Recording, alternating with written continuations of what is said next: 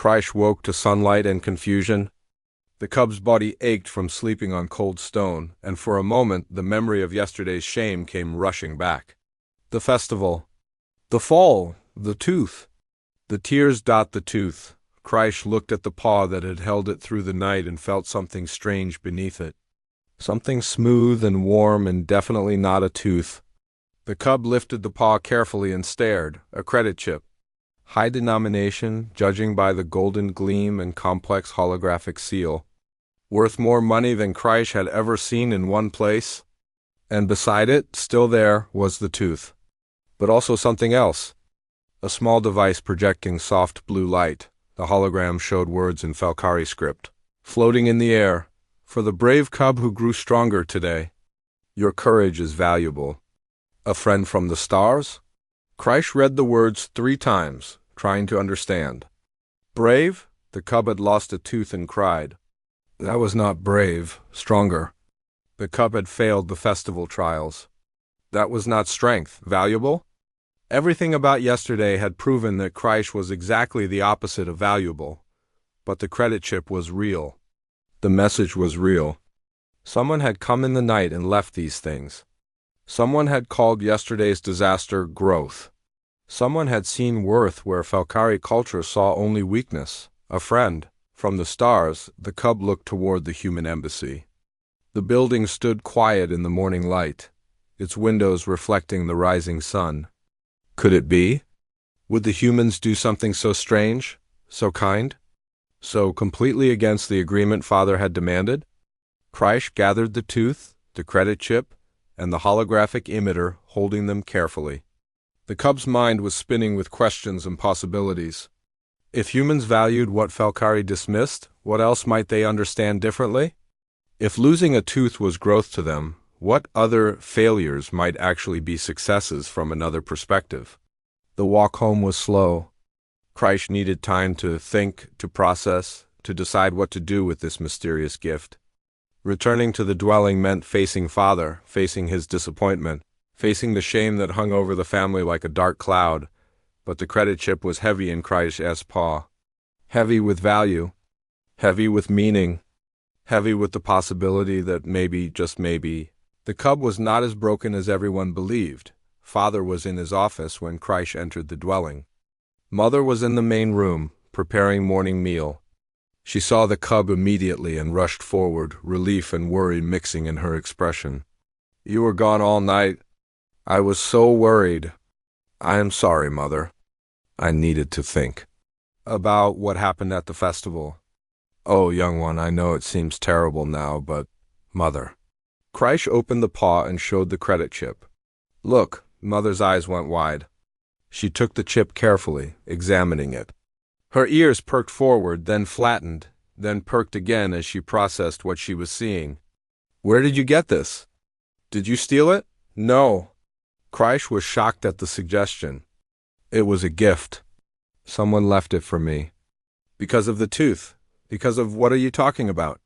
Krysh explained haltingly about waking in the garden, finding the chip and the message, the strange words about bravery and growth. Mother listened with increasing astonishment, her tail curling and uncurling as she thought. Show me the message, Mother said finally. The holographic emitter projected its words again. Mother read them several times, her expression shifting from confusion to something that might have been wonder. The humans did this, she said softly. They must have. A friend from the stars, that is how they describe themselves in the cultural exchange materials. Friends from Earth, from the stars, but why? Krysh asked. Why would they care about my shame? Perhaps, Mother said slowly, they do not see it as shame. Perhaps to them this is something else entirely. She was quiet for a long moment, still holding the credit chip, still staring at the glowing message. Then she made a decision that would change everything. Come, we need to speak with your father. Commander Velroth's office was a shrine to military achievement. Weapons on the walls, medals in display cases, holographic records of battles won and enemies defeated. He sat at his desk, reviewing tactical reports, his face set in hard lines. He looked up as Mother and Krysh entered. His expression did not soften. You ran away. Yes, father, that is not warrior behavior. No, father. You brought shame to our clan at the festival.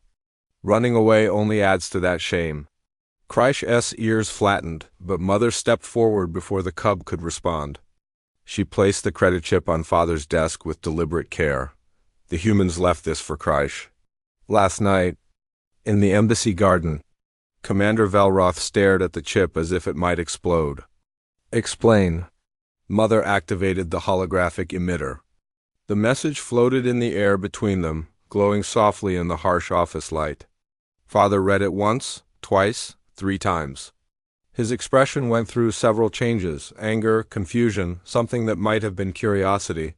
They call failure bravery, he said finally. They call weakness strength. This is exactly the corruption I warned against. Or, Mother said carefully, they see the situation differently than we do. There is only one way to see it. Kreish lost a tooth early. That is weakness. The festival proved it. The tooth would have fallen out naturally in a few weeks anyway, Mother pointed out. All cubs lose their juvenile teeth. It is normal growth. Only the timing was wrong. Timing is everything in combat. Timing is what separates victory from defeat. This was not combat. This was an accident. Father's tail lashed with frustration. You defend weakness. You make excuses. This is what comes from living near the humans. I defend our child, Mother said, and there was steel in her voice now. I defend the truth that losing baby teeth is not a moral failing. It is biology. And if the humans understand that better than we do, perhaps we should ask ourselves why. The room fell silent. Kreish had never heard Mother speak to Father this way, had never seen her challenge him directly. But she stood firm now, her eyes meeting his without flinching. Father picked up the credit chip, weighing it in his paw. This is worth a fortune, yes. They did not have to give it. They risked diplomatic incident to leave it. Yes, they believe Kreish has value even after yesterday's failure. They believe Kreish grew stronger. They celebrate the growth, not mourn the loss. Father was quiet for a very long time. Kreish watched him struggle with ideas that went against everything he had been taught, everything he believed. Finally, he turned to look at the cub directly. Do you feel stronger? He asked. Today, compared to yesterday, are you more or less capable? Kreish thought about the question carefully. Yesterday, the cub had been devastated, broken by shame, convinced of worthlessness. Today, the cub held proof that someone in the galaxy saw value where Felkari culture saw only failure. Today, the cub wondered if there might be different ways to measure strength. I am the same, Kreish said slowly. My body did not change overnight. But my understanding changed. I thought I was broken. Now, I think maybe I am just different. Different is not acceptable in Felkari culture. Perhaps it should be. The words hung in the air, radical and dangerous. To question cultural foundations was to invite chaos. But Father did not immediately reject the statement. Instead, he stood and walked to his window, looking out at the city. The humans saved 3,000 lives last year with their medical technology, he said quietly. We had dismissed the illness as weakness, something strong Felkari should be able to overcome. The humans saw it as a problem to solve, and they solved it. Mother moved to stand beside him. They offer different perspectives. Not always better, but different. Perhaps valuable. Father turned to face Kreish again. Keep the chip. You will need it for education. But more than that, remember what it represents. The galaxy is larger than our culture. There are other ways to be strong. Other definitions of worthy, he paused, something like pride flickering across his face. And perhaps it takes a special kind of courage to be kind when kindness is seen as weakness. Perhaps the humans understand strength better than I gave them credit for. Kreish felt something warm bloom in the chest. Not quite forgiveness, not quite acceptance, but the beginning of both. Father was not suddenly transformed into someone gentle. But he was willing to question, willing to consider, willing to see his cub as more than a failure that afternoon. Word of the mysterious gift spread through the Felkari community. Parents heard the story and began asking questions. If humans celebrated lost teeth as growth milestones, what else did they understand about raising young? If they saw value where Falkari saw shame, might their weakness actually be wisdom? In the embassy, Ambassador Doyun received 3 requests for meetings with Falkari families. All wanted to discuss cultural exchange programs. All wanted to understand human approaches to child development. The tide was shifting. Slowly but unmistakably, Hannah watched from her office window as small Falkari cubs began appearing at the plaza's edge. Not hiding anymore, but standing openly, curiously. Their parents stood with them now, no longer forbidding contact but supervising it cautiously. One cub in particular sat by the fountain wall, a familiar spot. Krysh held something that glinted gold in the sunlight. The credit chip worn now on a chain around the cub's neck. A badge of honor. A reminder that value could be found in unexpected places. Hannah sat at her desk in the small office she kept in the embassy's lower level. Around her were scattered papers and data pads, all relating to Earth's cultural traditions. She had been researching for the past hour, looking for the perfect precedent, the right story to draw upon the Tooth Fairy. Of course it would be the Tooth Fairy. The tradition was ancient by human standards, though its exact origins were lost to history. Children would lose their baby teeth as they grew, and they would place these teeth under their pillows before sleep. In the night, the Tooth Fairy would come, taking the tooth and leaving money or gifts in exchange. It transformed loss into gain, pain into joy, a natural process into magic. Hannah scrolled through the historical files. Different cultures had different versions. In some countries it was a mouse. In others, a bird. But the core concept remained the same. Losing teeth was not a failure. It was growth. It was becoming stronger. It was a cause for celebration, not shame. She pulled up an image of credit chips, the universal currency used in this sector of space. One chip could be programmed with any amount of value. She accessed her personal account and transferred a significant sum to a blank chip. More money than most Falkari families earned in a month. Enough to be meaningful. Enough to be unmistakable as a gift of great worth. Next, she needed a message. Something that would explain the gift without revealing who left it. Something that would reframe Krysh's shame into something different. She programmed a small holographic emitter with careful words, adjusting the Falkari translation 3 times to make sure the meaning was clear. For the brave cub who grew stronger today, your courage is valuable. A friend from the stars. It was simple. It was kind. It was exactly what Hannah hoped might help a heartbroken child understand that one species' shame was another species' milestone. She checked the time. Late evening now. The city outside would be quiet. Most Falkari would be in their dwellings, preparing for sleep or meditation. Security patrols followed predictable patterns. She had studied them carefully over the past months, not for any specific reason, but because being thorough was part of who she was. Hannah gathered her tools. The credit chip, the holographic emitter, a scanner to locate Krysh, a small device to temporarily disable security cameras, and a dark cloak to hide her distinctly human silhouette. She dressed in black, practical clothes. Soft shoes that would make no sound. Hair tied back tightly. At the embassy entrance, she encountered Taiyang on security duty. He looked at her outfit and raised one eyebrow. "Night walk?" he asked neutrally. "Something like that," Hannah replied. "If you happen to not be in the building for the next 2 hours, I might not notice immediately. The security logs have been very glitchy lately." Hannah met his eyes and saw understanding there. Tiang had been a father before he became a security officer. He knew what she was planning to do. He knew it could cost them all dearly. And he was helping anyway. "Thank you," she said quietly. "Be safe. Be invisible. Come back." Hannah slipped out a side entrance that opened onto a service alley. The Veltara prime night was cold, the twin moons casting silver light across the alien architecture. She activated her scanner and picked up Krysh's biosignature immediately. The cub was exactly where Do-Yun had seen it hours ago. Still in the embassy garden. Moving carefully, Hannah made her way through the plaza. She kept to shadows, using cover whenever possible. Her training included basic infiltration techniques, and she put all of it to use now. Every sound seemed too loud. Every step felt exposed. But she kept moving. From her hiding place behind a decorative pillar, she could see Krysh. The small cub had fallen asleep against the fountain wall, exhausted from crying. One paw was still curled protectively around something. The tooth, most likely. Even in sleep, the cub held onto the symbol of its perceived failure. Hannah's heart ached.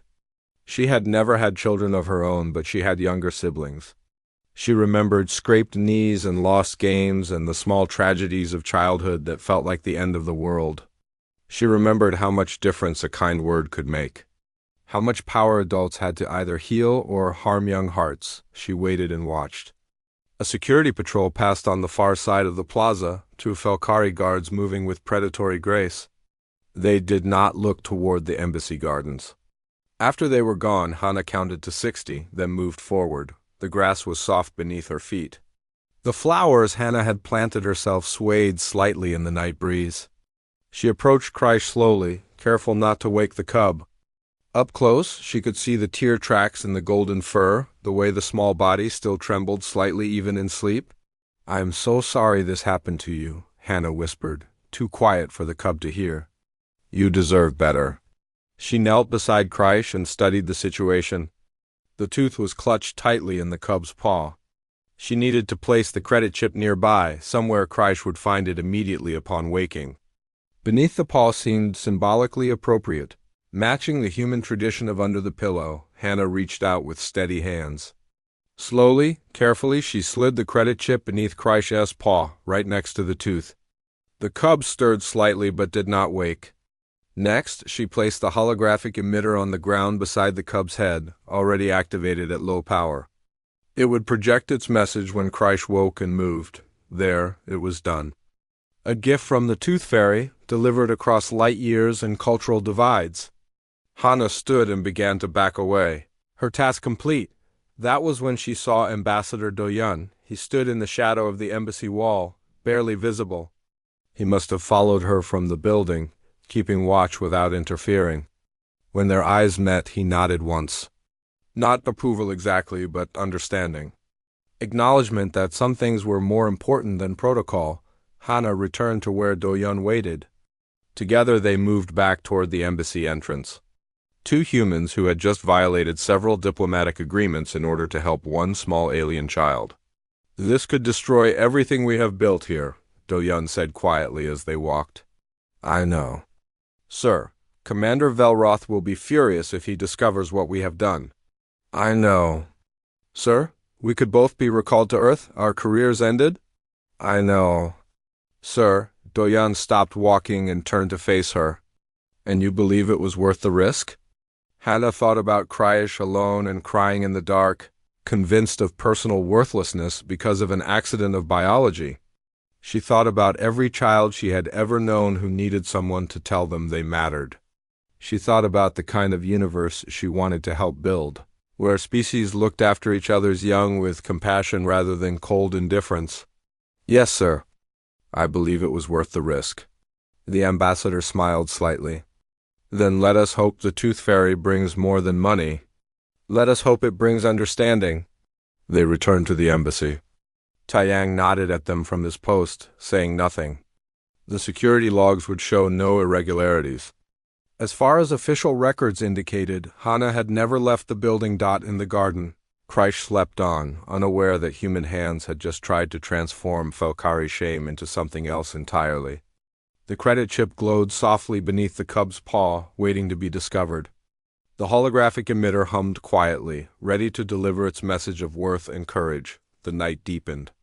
The moons moved across the sky, and in different parts of the city, 3 humans waited to see what morning would bring.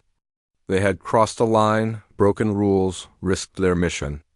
All for the sake of a child who belonged to a species that considered them weak. But perhaps, Hannah thought as she lay in her quarters unable to sleep, perhaps that was exactly what strength looked like. Not the power to conquer or intimidate. Not the ability to fight without feeling. But the courage to be kind even when kindness was dangerous. The strength to care even when caring cost everything. Outside, the first hints of dawn began to color the sky. Soon Krysh would wake? Soon the cub would discover that someone valued what the Falcari had dismissed. Soon, the small tooth that represented shame would be transformed into something precious. The tooth fairy had crossed the stars tonight. And tomorrow everything would change. The festival of sharpened claws came with the first frost of winter. All across Valtara Prime, young Falcari gathered to prove themselves worthy of their clans. It was a sacred tradition older than written history. Cubs would compete in trials of strength, speed, and combat skill. Those who performed well would be honored. Those who failed would be shamed. Krysh stood in the training yard with 20 other cubs, all nervous despite their brave faces. The cub had been preparing for this festival for months, practicing combat forms until muscles ached and claws grew dull from striking practice posts. Father had been relentless in his training, accepting nothing less than perfection. "You will not embarrass our clan," Father had said that morning. "You will show these soft thoughts from the humans have not weakened you." The first trial was agility. Cubs had to cross a field of obstacles while being chased by training drones. Krysh performed adequately, finishing in the middle of the group. Not impressive, but not shameful. Father's face remained neutral. The second trial was strength. Cubs had to lift progressively heavier weights and carry them across measured distances. Again, Krysh managed average results. Other cubs were stronger, their muscles already developing the bulk of future warriors. Krysh was smaller, lighter, built for speed rather than power. The third trial was combat. This was what Father had focused on most intensely. Cubs would spar with each other, demonstrating their fighting techniques before the assembled adults. Winners would advance to face older, more experienced opponents. Losers would stand aside and watch. Krysh's first match was against Turval, a larger cub from a military family. They circled each other in the traditional way, claws extended but covered with safety guards. The rules were simple. First to land 3 solid strikes would win. The match began poorly. Turval was aggressive and powerful, driving Krysh backward with a series of heavy blows. The smaller cub dodged and blocked, trying to find an opening, but Turval's reach was longer. 1 strike, 2 strikes. Krysh was losing. In desperation, the cub attempted a spinning kick that Father had warned against. It was a showy move, difficult to execute, with too much risk, but it was also unexpected. Krysh's foot connected with Turval's side. Scoring a point, the larger cub roared with anger and charged forward recklessly. This was the opening Krysh needed. Duck under the wild swing, strike to the leg, roll away, strike to the back. 2 more points. The match was tied. The crowd of watching adults had gone quiet. This was not supposed to be interesting. This was supposed to be a quick victory for the stronger cub. But Krysh had found determination somewhere deep inside. A refusal to simply give up and accept defeat. Turval and Krysh circled again, both breathing hard. They moved at the same moment, meeting in the center of the ring. Claws met claws, strength against speed, fury against focus. And then somehow, Krysh's foot slipped on the frost-slicked ground. The cub fell badly, face striking the hard earth. There was a crack, sharp and painful, and suddenly Krysh's mouth was full of blood and something hard and small. The cub rolled away from Turval's follow-up strike and curled into a protective ball, 1 paw pressed against a mouth that hurt terribly. The match official called a halt. Krysh uncurled slowly, and there in the cub's paw was a tooth. Small, white, streaked with blood. A juvenile tooth, one that would have fallen out naturally in another month or 2, but not here. Not now. Not during the festival of sharpened claws. The silence in the training yard was absolute. Losing a tooth early was a sign of weakness.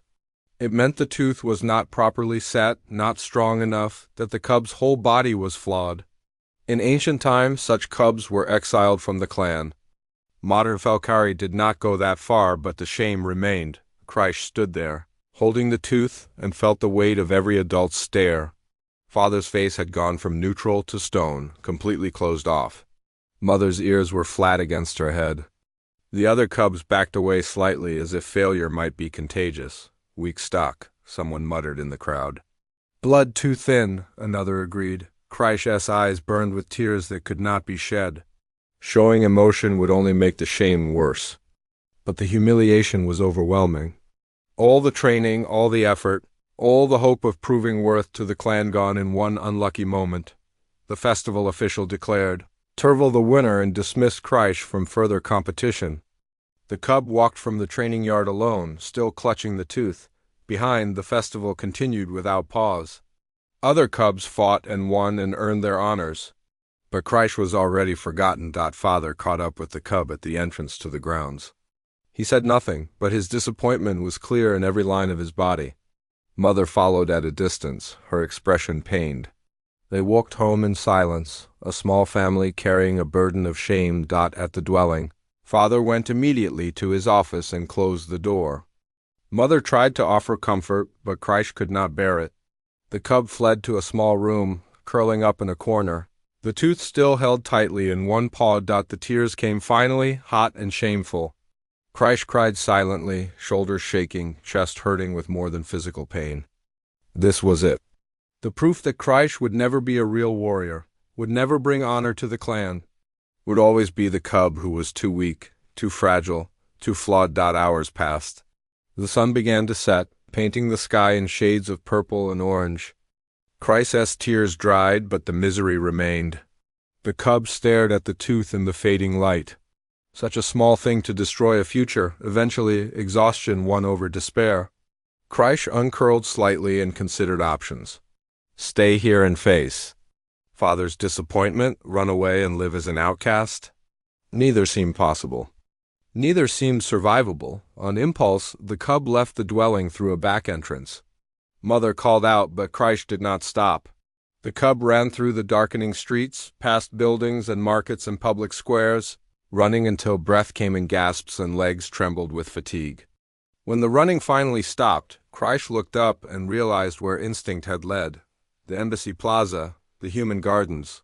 The place Father had forbidden, the gardens were empty in the twilight. The flowers Hannah had planted were still small, just beginning to grow. The cub walked slowly to the fountain wall and sat down in the old hiding spot. This place had once felt safe, full of curiosity and wonder. Now it just felt like another failure. Kreisch opened the paw and looked at the tooth again. Father said strength was everything. Father said weakness could not be tolerated. Father said that showing softness was the path to destruction. But Hannah had said gentleness took courage. Hannah had said there were other ways to be strong. The cub did not know which philosophy was right. Did not know if being weak meant being worthless.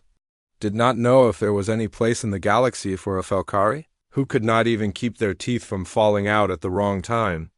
I am broken, Kreisch whispered to the empty garden. I am wrong, I am not enough. No one answered. The garden was just a garden. The flowers were just flowers. The human embassy was closed for the night, its windows dark. Kreisch was alone with a small tooth and a large shame. The cub did not notice the figure watching from a high window. Did not see Ambassador Doyun standing in his office, looking down at the small shape curled by the fountain. Did not hear him calling for Hannah urgently. Kreisch simply sat in the gathering darkness, clutching a tooth, and wept for a future that seemed to have ended before it properly began. The festival of sharpened claws was over. Childhood was over. Hope was over, or so the cub believed. In the embassy, Hannah listened to Doyun's description and felt her heart break for the small being in the garden. She remembered a story from Earth about children and teeth and magic. She remembered belief and transformation in turning loss into treasure. She remembered that humans had always known how to make children smile even in their darkest moments. I have to go to the cub, Hannah said. It is forbiddance, Doyun reminded her. Commander Velroth was very clear. I know, but sir, I cannot leave that child alone in the dark, crying over something that is not their fault. I cannot do it. Doyun looked at his assistant for a long moment, then he nodded slowly. Be careful. Be quiet, and Hannah, do not get caught, she smiled grimly. I will do my best. Kreisch was not supposed to be here. The cub knew this with absolute certainty. Father had been very clear. The plaza near the human embassy was forbidden territory. The soft skins were not to be approached, not to be spoken to, not to be trusted. They were weak creatures who smiled with hidden teeth and cried over foolish things, but Krysh could not stop watching them. Every morning for the past month, the cub had found reasons to pass by the plaza. Sometimes it was on the way to combat training. Sometimes it was a detour from the education center. Today, Krysh was supposed to be at the market with Mother, but had slipped away when she was not looking. The humans were so strange. They moved slowly, without the efficient grace of Felkari warriors. They made soft sounds at each other that seemed like purring but was probably their version of speech. They touched things gently as if everything might break. And they smiled all the time, showing their flat little teeth that could not tear or rend. Krysh crouched behind the fountain wall and watched the female human in the garden. Her name was Hannah. The cub had learned this by listening to the other humans call to her.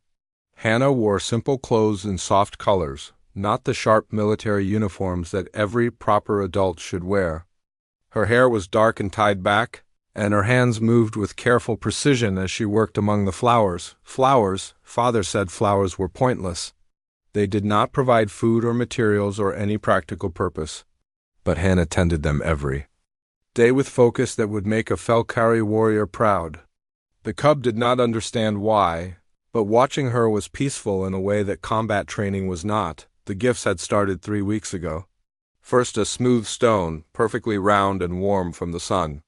Krysh had kept it hidden in a small pouch, taking it out sometimes to roll between paws. Then the paper crane, a delicate thing folded from white paper that somehow stood on its own. Krysh had been terrified Father would find it, so it was hidden beneath the sleeping mat. The holographic projector had been the most wonderful gift, but also the most dangerous. Father had seen. Father had been so angry. The device was now locked in Father's office, probably to be destroyed or returned to the embassy with harsh words. But Krysh could not forget the images. Small creatures from the human homeworld, so different from anything on Valtara Prime. They had been beautiful and strange and made something in the cub's chest feel warm. Today, Hannah was doing something new. She held a small container and was sprinkling something on the ground near the garden's edge. Seeds, perhaps. She worked slowly, humming a sound that was not quite a song. Krysh's ears perked forward, trying to catch the melody. Then Hannah did something unexpected. She looked directly at the fountain wall where Krysh was hiding. Her eyes met the cub's eyes, and she smiled. Not a threat display, not a dominance gesture. Just a soft upward curve of her mouth that somehow felt kind. Krysh froze, every instinct screaming to run. But Hannah did not move closer. She simply waved one hand in a small gesture, then went back to her work. After a moment, she spoke. Her voice was quiet, meant to carry only as far as the fountain. I am planting flowers, Hannah said in careful Folkari.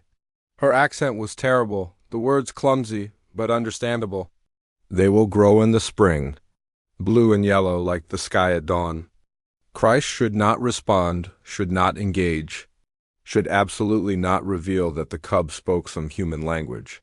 Learn secretly by accessing public education files at the library, but curiosity was stronger than fear. Why? Krysh called back, voice small. Hannah continued working, not looking at the cub directly. This was good. Direct eye contact was aggressive. Because they are beautiful. Because they make me happy. Because even in a place far from home, growing something new gives hope. Hope. The word settled into Krysh's mind and would not leave.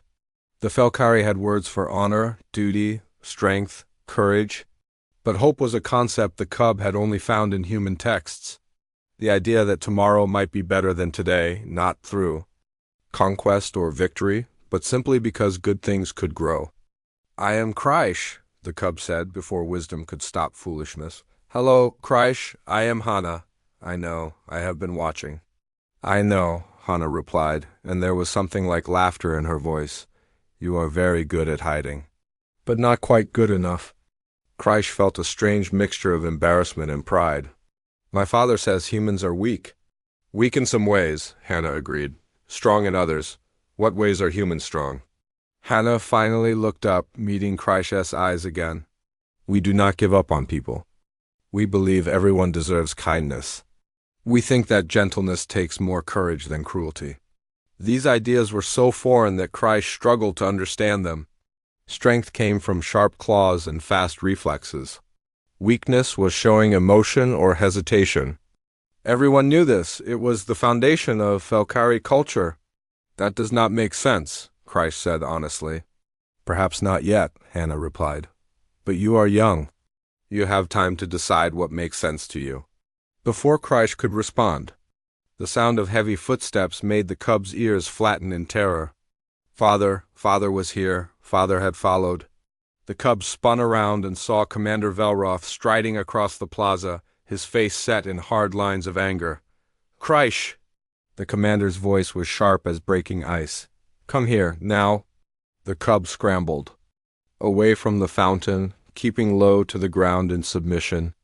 Father's hand closed around the cub's shoulder, not gently. He turned to face Hannah, who had stood up from her gardening. You were told to stay away from our young, Commander Velroth said in perfect human English. This is a violation of the agreement. Hannah bowed slightly, a gesture of respect. I apologize, Commander. The child spoke first. I merely answered. I made no attempt to approach or influence. Speaking is influence. The commander's tail lashed with anger. Your soft ideas, your weak philosophies, they poison young minds. Christ is meant to be a warrior, not a flower gardener. Being a warrior and appreciating beauty are not exclusive, Hannah said carefully. Many human warriors find strength in gentle things. Human warriors. Commander Velroth made a sound of disgust. Your soldiers cry when their companions fall. They hesitate to kill enemies. They care about honor in war. These things are weaknesses that get soldiers killed. Hannah's expression remained calm, but Christ saw something flicker in her eyes. Sadness, perhaps, or disappointment. I see we disagree on fundamental things, Commander. I will respect your wishes. I will not speak to Christ again. She turned away, back to her flowers. The dismissal was clear. Commander Velroth growled. Low in his throat, then marched away, pulling Christ along. That night, Christ was confined to quarters. Father paced back and forth, lecturing about duty and strength and the dangers of alien influence. Mother sat quietly, her tail wrapped around her legs, saying nothing. She never contradicted Father, but sometimes Christ caught her looking at the cub with something soft in her eyes. When Father finally left, slamming the door behind him, Mother approached the sleeping mat. She sat down beside Christ and was quiet for a long moment. The human female, Mother finally said. What did she say to you? Christ hesitated. Telling might bring more punishment. But Mother's voice was gentle, not angry. She said gentleness takes courage. She said I have time to decide what makes sense to me. Mother's ears twitched as she looked toward the window where the embassy lights glowed in the distance. Your father is a good male? A strong warrior. He wants you to survive in a hard galaxy. But, Christ heard the unspoken word. But perhaps the galaxy does not have to be so hard. Perhaps there are other ways to be strong. Mother touched the cub's head with careful claws. Sleep now, tomorrow will come regardless of what we wish. As Christ curled up in the darkness, the cub thought about blue and yellow flowers growing in the spring, about hope, about a human female who spoke with kindness instead of commands, about a galaxy that might have room for both warriors and gardeners. The cub did not know it yet, but these thoughts were seeds that had already begun to grow. The morning sun of Valtara Prime cast long purple shadows across the embassy plaza. Do-Yan stood at the window of his office, watching the alien city wake up around him. 2 years he had been here. 2 long years trying to make friends with creatures who thought humans were weak and foolish. The Felkari looked like big cats that walked on 2 legs. They had fur in shades of gold and silver, sharp teeth, and eyes that could see in the dark. They were warriors, every single one of them. Even their children learned to fight before they learned to read. The Felkari respected strength and honor above all else. They did not understand why humans cried at sad movies or kept pets or celebrated birthdays. Do-Yan sipped his coffee and sighed. The trade agreements were going well. Humanity got access to Felkari mining technology, and they got access to human medical advances. But that was just business. The real goal was friendship, understanding, connection. That part was failing. The embassy building stood alone in its district, surrounded by carefully maintained gardens that no Felkari ever entered. The locals walked past quickly, their tails held stiff with disapproval. They thought the flowers were pointless. They thought the music that sometimes played from the courtyard was annoying. They thought humans were soft creatures who would never survive in the real galaxy. Hannah knocked on his door and entered without waiting for an answer. She was his assistant, but also the head of their community outreach program. She looked tired this morning, and Do-yeon knew why. Another event had been cancelled. The Felkari parents refused to let their cubs anywhere near the embassy. "The school visit is off," Hannah said, dropping a datapad on his desk. "Same reason as always. They say human influence might make their children weak." Do-yeon picked up the pad and scrolled through the formal rejection message. The words were polite but firm. The Felkari Council of Elders had decided that youth should not be exposed to human culture until they completed their warrior training at age 15. By then, their values would be set, their honor secure. "We give them medicine that saves lives," Hannah said quietly. "We share technology that makes their work easier. But they still think we're dangerous." "Not dangerous," Do-yeon corrected. "Corrupting. They think our kindness is a disease." Hannah walked to the window and looked out at the plaza. Her hands gripped the windowsill tightly. Do-yeon had worked with her for 3 years now, and he knew that look. She was angry, but she would not show it. Not here, where the building's security systems might record her face and the Felkari might see weakness in her emotions. "There's a cub," Hannah said after a moment. "Across the plaza. Small one, maybe 6 or 7 in human years. Comes every morning and watches us." Do-yeon moved to stand beside her. He followed her gaze to a low wall near the fountain. Sure enough, a small Felkari sat there, partially hidden by the purple flowers that grew wild around the water feature. The cub's golden fur caught the sunlight, and its ears were perked forward with interest. "How long has this been happening?" Do-yeon asked. 3 weeks. Always at the same time, always in the same spot. The cub watches us tend the gardens, watches us come and go. Yesterday I saw it trying to copy the way Taeyang was doing Tai Chi in the courtyard. Do-yeon smiled despite himself. Taeyang was their security officer, and he practiced Tai Chi every morning. The slow, flowing movements must look very strange to a species that valued fast, aggressive combat. "Have you approached?" Do-yeon asked. "No, you know the rules. We don't initiate contact with their young. But I've been leaving things." Do-yeon turned to look at her. "What kind of things?" Hannah's expression was somewhere between guilty and defiant. "Nothing dangerous. Yesterday I left a smooth stone near the wall. The day before, a piece of origami. A paper crane. This morning I'm going to leave a small holographic projector showing animals from Earth." "Hannah, I know. Technically it's a violation of the non-interference protocols. But sir, it's a child. A curious child who wants to understand us? Are we really going to ignore that?" Do-yeon was quiet for a long moment. As ambassador, he had to think about the bigger picture. One wrong move could destroy months of careful diplomacy. But he was also human, and Hannah was right. A child was watching them with hope and curiosity, and they had the power to either nurture that or crush it. "Be careful," he finally said. "Don't approach directly. Don't speak to the cub unless it speaks first. And if anyone complains, I'll take full responsibility," Hannah said quickly. "This is my choice, not an embassy policy." She left the office, and Do-yeon watched through the window as she walked into the courtyard. She moved slowly, casually, as if she was just enjoying the morning air. In her pocket was a small device, no bigger than a coin. When she reached the garden's edge, near the wall where the cub sat hidden, she bent down as if to examine a flower. Her hand moved slightly, and the device was left behind, partially covered by leaves. Hannah straightened and walked away without looking back. Do-yeon held his breath. Across the plaza, the small Felkari cub's ears twitched. The cub looked around carefully, making sure no adults were watching, then crept forward. Small paws reached out and the device was picked up with careful claws. A moment later, soft blue light projected upward from the device. Images appeared in the air, a cat, small and fluffy, playing with a ball of yarn.